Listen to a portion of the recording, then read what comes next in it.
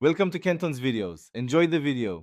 You start by loading your blade geometry and confirming the mesh quality in the rotating region. This step prevents unstable RPM estimates.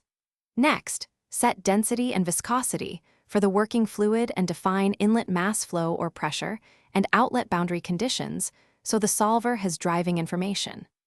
Once done, assign a rotation domain and create a user-defined parameter for RPM or angular velocity. This gives you a controllable value to converge on. Make sure interfaces match stationary domains before proceeding. Now run the solver with either steady state for a quick sweep or transient if unsteady loading matters. Steady is faster for RPM estimation.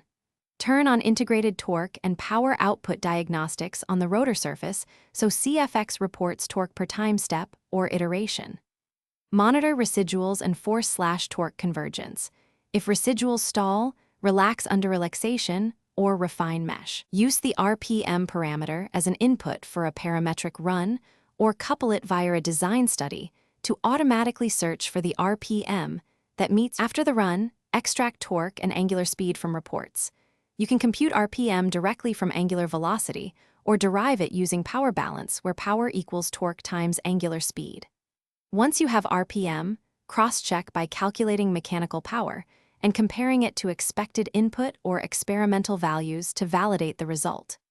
If results are noisy or diverging, refine the rotating mesh, reduce time step in transient runs, relax solver settings, and verify boundary conditions. One targeted adjustment often fixes instability issues. Thanks for watching. Consider subscribing if we helped you.